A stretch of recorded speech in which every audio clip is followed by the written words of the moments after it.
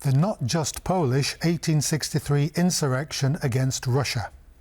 It wasn't just a little local difficulty, but had European ramifications. It failed. But what is its lasting legacy on Eastern Europe? How do we see the insurrection today? Join me, Jan Darasz, for How We Got Here. In the decades before the January Uprising of 1863, everyday life in the former Polish-Lithuanian territories under the iron-handed rule of the Russian Empire was plagued by efforts to wipe out local heritage through assimilation. Poles, Lithuanians, Belarusians and Ukrainians lived in lands that had once enjoyed political traditions of their own, but which were now treated as border provinces to be reshaped in the image of the Tsar state. After the failed November Uprising of 1830 to 1831, Imperial Russia would do everything to stop its subjects from revolting again, penetrating nearly every aspect of society. Russification became a central policy. Russian replaced local languages in administration, courts and school, persecuting those unwilling to abandon their native speech. Teaching local history or literature was discouraged or banned, while censorship silenced newspapers, books, and political debate. Religion also became a battlefield. Catholicism, vital to Polish, Lithuanian, and Belarusian identities, was restricted and some faithful forcibly converted, while Orthodoxy was promoted as a pillar of loyalty to the empire. Social and economic pressures deepened resentment. Conscription into the Russian army removed young men from their communities for decades. Heavy taxation, legal discrimination, and the dominance of Russian officials fostered a sense of injustice. Peasants, nobles, students, and urban workers alike felt the weight of a system that denied them dignity and voice.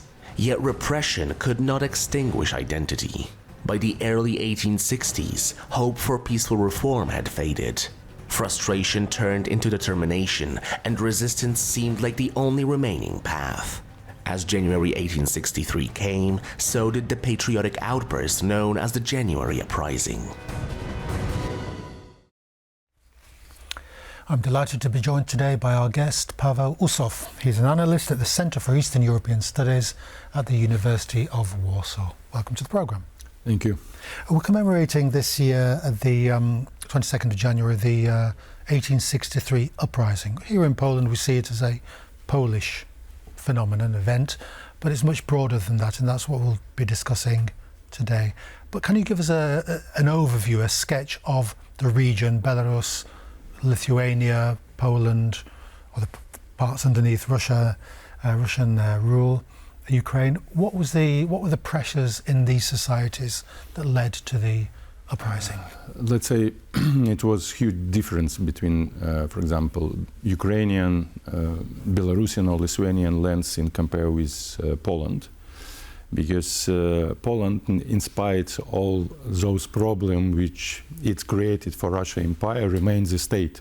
It was limited, like a Congress state, but it was a state. It was not independent, it was rather autonomy, but it was still a state with an inside national institution, educational institution, own church, Catholic Church, own policy, in spite of the fact that the head of this kingdom was a brother of Russian Empire, Constantine. Yeah. Regarding Ukraine, Belarus and Lithuania, we didn't deal with state organization or state political institution. It was a integral part of Russian Empire with the strongest Russification, especially regarding Belarusians and Ukrainians, regarding language, regarding culture, regarding beliefs. It was obliged to join to the Orthodox Church because Ukrainians and Belarusian in majority were so-called Greek Catholic followers. And after the November uprising in 1831, this Greek Catholic Church was completely destroyed and joined to the Orthodox Church, and many followers of this Christian tradition had been forcibly joined to the Orthodox Church. Of course, cultural, ethnic Russification, because the main idea was that Russian and Belarusian is not independent people. It is a part of the great Russian family. Great Russian family. Without these two parts, two elements of Russian great folk, Russia couldn't exist. That is why deliberate, very severe Russification took part on our territory. I mean, Ukrainian, Belarus. In Lithuania, a little bit different situation, because ethnically it's absolutely different population, and many historians said that Russia administration somehow supported Lithuanian ethnic tradition, just to create conflict with Belarusian political national tradition and Polish political national tradition regarding Great Duchess of Lithuania, or regarding Commonwealth, Polish and Lithuanian Commonwealths. So it was rather a deeply thought, deeply elaborated strategy of absolutely unlimited colonization of the history, of the conscience, of the tradition, erasing of the memory, which was provided by Russian administration. When you say colonization, what exactly do you mean? Do you ethnic great Russian speakers planted into the territories on Belarus, and administration, civil servants, all that sort of absolutely. Stuff? For example, during the period from the first uprising in 1831 and second uprising in 1863, more than several thousand Russian teachers, Russian bureaucrats, soldiers had been sent to Belarus, contemporary Lithuania, and of course Ukraine. Also in Poland, there was a bureaucracy, was Russian bureaucracy. It's a first element. So-called military settlements had been established in Belarus and Ukraine. It means that all these soldiers from Russian army who had been fired or dismissed, they had been settled in a special city camps in Belarusian regions, also thousands of them. It was meant like Romans Empire did. The Hadrian's Wall, where you settled. And in case of some kind of unrest or uprising, they also used as an additional element for suppressing this uprising, and they had been very successful in that. And another moment, of course, it's a huge military contingent was deployed in so-called East-North region. It's around 160,000 people, militaries had been deployed in our region. The blue touch paper was lit in Warsaw by Alexander Wielopolski to conscript thousands of Polish young men, thus extinguishing any of this sort of fires of rebellion. Did it catch the uprising generally by surprise? Or how did this spread from Warsaw eastwards into Belarus? And so you mentioned that the uprising you classify as a Polish Belarusian event. So this recruitment, which took part in Polish kingdom, was an element, of course, for elimination or to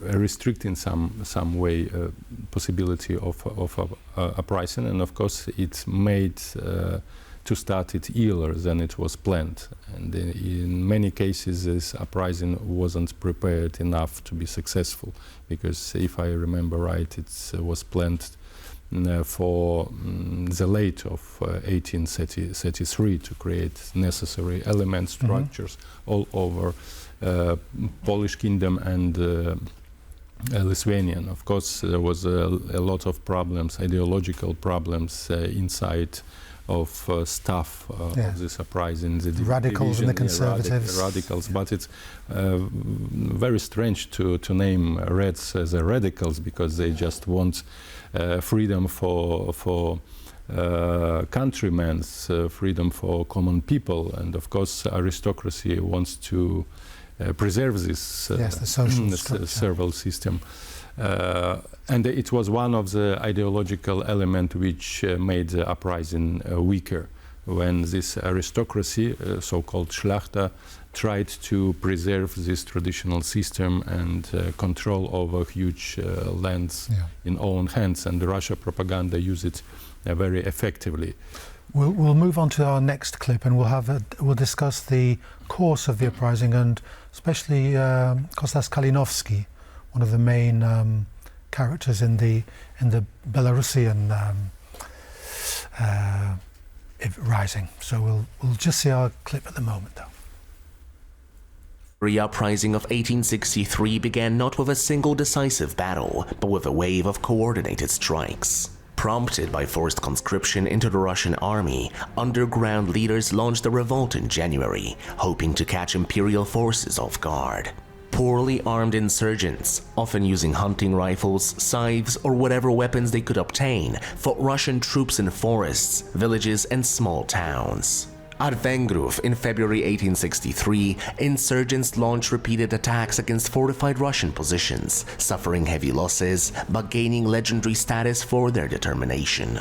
Siemiatycze saw fierce street fighting and artillery bombardment, while battles near Małogoszcz, Grochowiska, and Pieskowa Skała demonstrated the insurgents' ability to coordinate larger formations, even if only briefly. In Lithuania and Belarus, commanders like Zygmunt Sierakowski led multinational units in engagements near Birzhai and elsewhere, facing overwhelming Russian numbers. What made the uprising remarkable was its multinational character. Although led largely by Polish elites and intellectuals, ranks of fighters also included Lithuanians, Belarusians, and Ukrainians who shared a common experience of repression under Russian rule. Despite the insurgents' best efforts, the uprising was ultimately doomed militarily. By late 1864, the revolt was crushed. The insurgents faced the Russian Empire without a regular army, secure supply lines, or foreign backing. The revolt relied on guerrilla warfare, with small mobile units operating in forest and rural areas. While this allowed for surprise attacks, it prevented the insurgents from holding territory or delivering decisive blows to Russian forces. Weapon shortages were critical. The aftermath was severe. Mass executions, deportations to Siberia, land seizures, and ramped-up Russification. Polish autonomy was eliminated entirely. Yet, even in failure, the January Uprising became a lasting symbol of shared resistance, commemorated each year in Poland.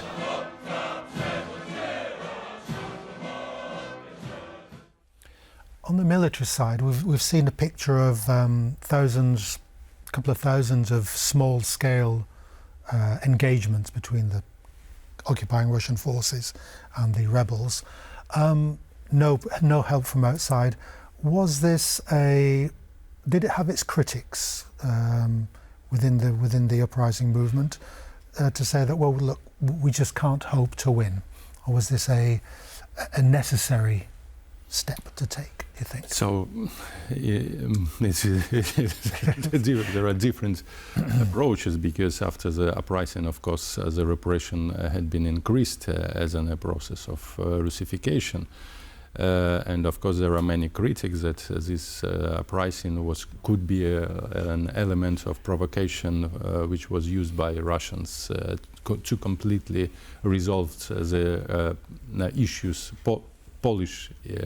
Poland issue, and also Lithuanian, Belarusian, and Ukrainian issues. But in our, we know that the history has own laws and own elements for national conscience, for statehood, for creation in general, for creation own nations. This uprising, at least for Belarusians and for Polish, was a central element. It is an example of heroic fight against superpower.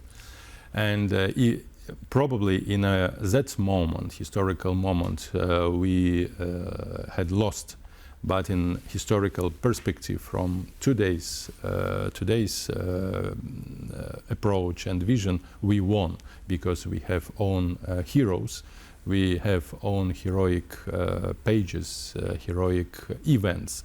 And what is very important for Russian, it is an example that there is no brotherhood between Russians and Belarusians. That we, as Belarusians, fought for our independence for centuries, and we paid high prices for this independence. And Kalinowski, his death is a martyr death. Is it an example of heroic fight against occupants, which is very important from today's perspective regarding what is going on in Ukraine, regarding what kind of policy provide Russia. Also, toward Belarus, we dealt with the same problems, with the same process and policy of Russification, of so-called Russian world in Belarus. And Kalinowski and this uprising is a central element of counter-propaganda. And what is interesting, Russia and Lukashenko's regime tried to fight, try to eliminate the memory, this historical element from national conscience today. Can you give us an idea, Konstantin Kalinowski, great hero of the uprising, can you give us a picture of his war aims and his place in the historiography of Belarus, as how it changed, given the change of governments and the regimes and all that sort of stuff? His political position was very important for our historical and statehood tradition, because first of all, he clearly defined who is an enemy, that it was Moscovites, it was Russia, and he emphasized that only the liberal, the freedom would come only when Moscow will be destroyed, which is very important for us and for Ukrainians today. Of course, he joined and he supported main concept and strategy of the Central Committee of Uprising. In spite of the fact there was some kind of ideological contradiction, nevertheless he continued to support idea of common fight against Russia, and later quite possible there was plans that if this uprising would have been successful, use it for re-establish, for rebuilding own independent state, but unfortunately we haven't clear documents which is related to such plans. So we know common picture, that it was independence of a commonwealth of the three folks again from Russia. It's Ukrainian, Belarus, and Poland, and this creation or a rebuilding confederation. And for Belarusian intellectuals of that time, it was absolutely acceptable to be part of confederation, to renew Great Duchess of Lithuania, which was this memory, this aspect was very strong in our conscience. It's regarding what was going on during this uprising, regarding the destiny of this uprising in, for example, Soviet historiography and contemporary Lukashenko's historiography. It's also many differences, because Soviet communist historiography tried to use this uprising in own ideological aims. firstly, to show that Belarusian people fight against Tsar for democracy, for independence, being together with Russian people, but in democracy, Yes. democratic society. It was very popular, and they tried to popularize it. From another hand, they tried to show that Kalinowski was against Polish approach, that Polish center staff and aristocracy, intellectuals tried to rebuild Polish statehood, Polish state from one sea to another sea, neglecting or ignoring national interest of Belarus people yes. or the Ukrainian people. And that is why Kalinowski was against this idea, absolutely ignoring the fact that it was an idea of creation, confederation, freedom of republics. And when everything had been changed, especially now, Russian propaganda and Lukashenko's propaganda tried to eliminate the legacy of this uprising, political legacy and historical legacy. They tried to depict Kalinowski as a Polish agent, that he was related with Poland, that he had never fight for Belarus national interest, because our national interest is to be together with Russians. And of course they try to change the name of the streets, the prospect, because we have huge prospects in Minsk named after Kalinowski. There was several initiatives to rename this street. We still seem to be, if we draw the discussion to a close, we seem to be fighting the same battle that we've fought in the 1863 uprising. That seems to be the lasting legacy for the constituent nations. You're absolutely right. Just a simple example, but very important for us and for Ukrainians, it's creation of the regiment named after Kalinowski, which fought against Russian occupants in Ukraine, and this regiment was included in a list, criminal list on the Russian side and Belarusian, and defined as a terroristic organization. Yeah. And there are lots of volunteers, a lot of brave people who still fight, and unfortunately many of them died. But it is, we see the continuation of the legacy, the patriotic mood, patriotic spirit, which is very important, and it will be very important for rebuilding our independence and real independence from Russia. Pavel, Usov, thank you very much for joining us. Great to have you. So that's it. That's all we have time for today. Join us next time, Tuesdays 21:35, 35 minutes past 9 CET. Do join us then.